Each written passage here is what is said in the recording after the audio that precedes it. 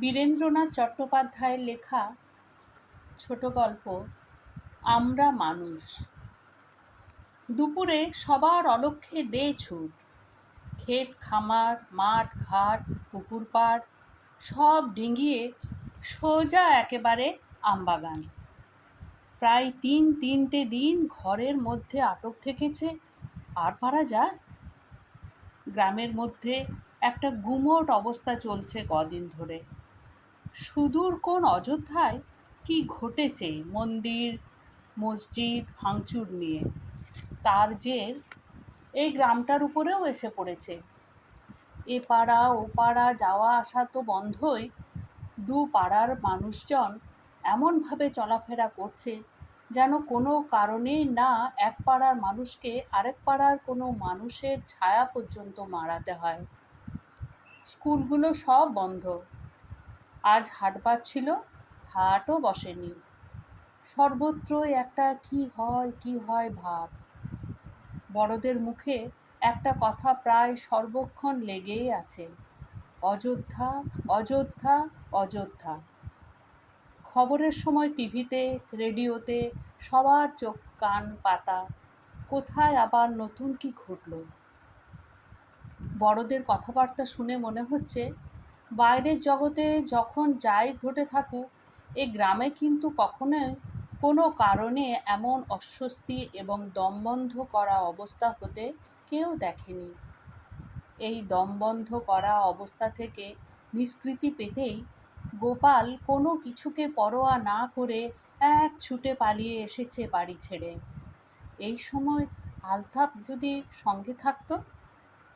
কিন্তু ওই যে ওখানে কে বসে আছে দূরে ওই বাঁকা আম গাছটার তলায়, একা একা কে একটা ছেলে যেন কি খাচ্ছে বসে বসে।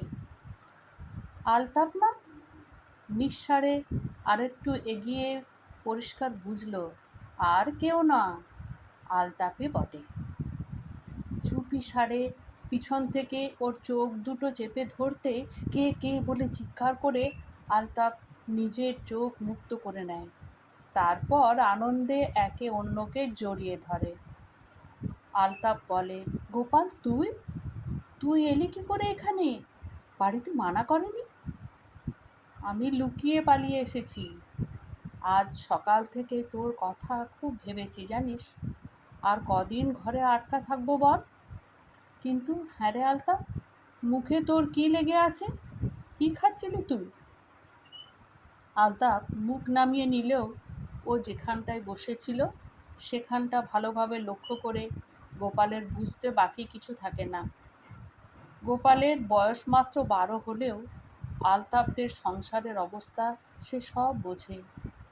আলতাপের বাবা বছর 3-4 আগে মারা যাওয়ার পর ওর মা প্রাণপাত পরিশ্রম করে সংসারের কয়েকটা প্রাণীর মুখের আহার কোনো রকমে জোটানোর লড়াই চালিয়ে যাচ্ছে।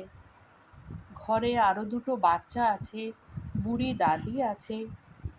দারিদ্র্যের জ্বালায় পড়াশোনার পাট চুকে গেছে আলতাপের।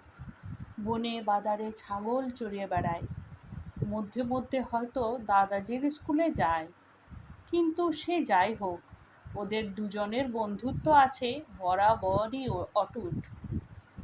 গ্রামে এবং চারপাশে গণ্ডগোলের জন্য আলতাপের মা বোধহয় কয়েকদিন কাজেই বেরোতে পারেনি। ঘরে খাবার দাবার হয়তো কিছু নেই। তাই আলতাপ খিদের জ্বালায় বাড়ি থেকে পালিয়ে এসে পাশের পুকুর থেকে শালুক তুলে তার ডাঁটা আর গেড়ি এইসব খেয়ে পেটের খিদের আগুন নেভাবার চেষ্টা করছিল।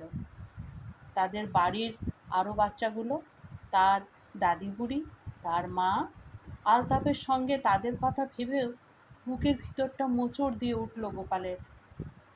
আলতাপের হাত ধরে বলল সে, তুই এখানেই বসে থাকবি, আমি এক্ষুনি ছুটে আসছি বাড়ি থেকে।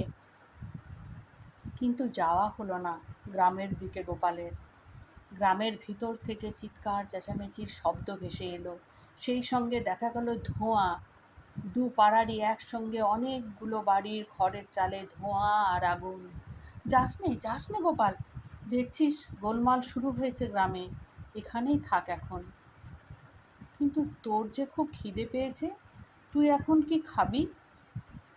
হঠাৎ কি মনে পড়ে যেতেই আলতাপের হাত ধরে টানে গোপাল, বলে চল আমরা দাদাজির আখড়ায় যাই, ওখানে কোনো ভয় নেই, আর ওখানে খাবারও মিলে যেতে পারে। চল, আর দেরি করিস না। গ্রাম ছাড়িয়ে বেশ কিছুটা দূরে দাদাজির আখড়া, বাম দিকে শ্মশান আর ডাইনে একটু তফাতে কবরস্থান। অনেক দিন আগে কোথা থেকে কে জানে দাদাজি এসে এখানে ঠাঁই নিয়েছেন। লোকটার প্রকৃত নাম কি, কি জাত ওর, এর আগে বাড়ি কোথায় ছিল, কেউ কিছুই নাকি জানে না। নির্ভেজাল সাদামাটা সবার প্রিয় হাসিখুশি মানুষ এই দাদাজি। এখন তার আখড়ায় একটা পাঠশালা চালু করেছেন তিনি। স্কুল যাতে যাওয়া হয়ে ওঠে না, সেই সব ছেলে মেয়েদের খোঁজ খবর করে ধরে নিয়ে আসেন। আলতাপও ধরা পড়েছে ওর জালে। পড়ুয়াদের সপ্তাহে 2 দিন আসতেই হয়, কোনো বাধা ধরা নিয়ম নেই। কোনো পড়ুয়া হঠাৎ কিছুদিন ডুব মারলে দাদাজি নিজেই গিয়ে হাজির হন তাদের বাড়িতে। দাদাজি, ও দাদাজি।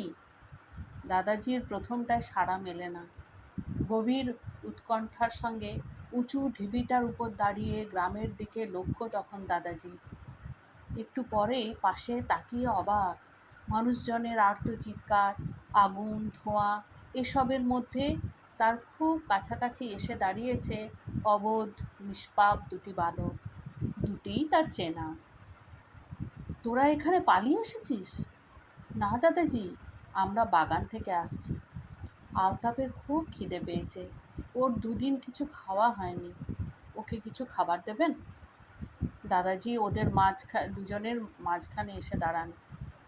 গোপালের পিঠে হাত রেখে বলেন, আলতাপের কেন খাওয়া জোটেনি জানিস তো? গোপাল এক পলক তাকায় আলতাপের মুখের দিকে, তারপর বলে, গায়ে গোলমাল চলছে, ওর মা কাজে বেরোতে পারেনি। আলতাপের চাচা তোর কাকার পেটে লাথি মারছে, আর তোর কাকা আলতাপের চাচার বাড়িতে আগুন দিচ্ছে। ওরা অনেকেই দাঙ্গায় মেতেছে এখন। তোদের লড়তে ইচ্ছে হয় না? একটুক্ষণ চুপ করে থাকে দুজনেই। তারপর আলতাপ বলে, আমরা বন্ধু, আমরা লড়বো কেন? ওর কথাকে সায় জানাতেই যেন গোপাল আলতাপের হাতটা শক্ত করে চেপে ধরে। দাদাজি ফের বলেন, আলতাপ মুসলমান আর তুই হিন্দু। হ্যাঁ রে গোপাল, তোদের জাতের লোকেরা যদি এখনই এসে আলতাপকে মারতে চায়, তুই কি করবি? আগে আমাকে মারতে হবে, তারপর আলতাপের গায়ে হাত পড়বে। আচ্ছা, হ্যাঁ রে আলতাপ, তোদের জাতের লোকেরা যদি এখন এসে গোপালকে পিটোয়, খোদ আমার আব্বাজান যদি কবর থেকে উঠে এসে গোপালের গায়ে হাত দিতে চায়, তবে আমি তাকেও ছেড়ে কথা বলবো না। গোপাল যেন একটু বিচলিত হয়ে ওঠে, বলে, দাদাজি আপনি কেন জাত জাত করছেন? আমরা 2টো মানুষের সন্তান এসেছি আপনার কাছে, আমাদের খিদে পেয়েছে, কিছু খেতে দেবেন আপনি? দাদাজি সারা মুখ উদ্ভাসিত হয়ে ওঠে, চোখ দিয়ে যেন জল গড়িয়ে পড়তে চায়। 2 হাত দিয়ে দুজনকে 2টো হাত চেপে ধরে একটু এগিয়ে সূর্যের মুখোমুখি দাঁড়ান, বলেন, সামনের ওই সূর্য, আকাশ, বাতাস, এই জল, এই মাটি, এরা অনন্তকাল ধরে আমাদের শুধু দিয়ে আসছে, কিন্তু বিনিময়ে আমরা এদের কি দিই বলতো? চুপ করে থাকে গোপাল, আলতাপ, ওদেরও রক্তের মধ্যে কি যেন হতে থাকে। দাদাজি বলেন, আমরা শুধু নিই ওদের কাছ থেকে, বিনিময়ে কি দিই? বিনিময়ে এই বসুন্ধরার বুকে ওদের সামনে আমরা রাখছি যুদ্ধ, হিংসা, ধ্বংস, অকারণ রক্তক্ষয়, দাঙ্গা, হানাহানি, যন্ত্রণা, চোখের জল। ওরা কিন্তু আমাদের কাছে কিছুই চায় না, প্রায় শুধু আশা করে আমরা আনন্দে, সুখে, শান্তিতে বাস করব, ফুলে ফলে শস্যে বসুন্ধরার বুক ভরিয়ে দেব। বসুন্ধরার কাছ থেকে জীবন ভরে আমরা কত নিই, কিন্তু বিনিময়ে আমরা কিছুই দিতে পারি না। আমাদের কি করা উচিত দাদাজি?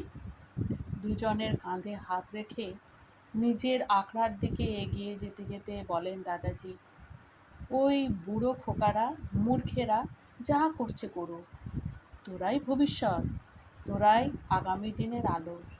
দুজনে দুজনের হাত শক্ত করে চেপে ধরে বল, আমরা হিন্দুরও সন্তান নই, আমরা মুসলমানেরও সন্তান নই, আমরা মানুষের সন্তান। বসুন্ধরার মুখে হাসি ফুটিয়ে আমরা শুধু মানুষের পরিচয়ে বাঁচব। আয়, খিদে পেয়েছে আমাদের, আমরা একই থালায় খেতে বসবো তিনজনে।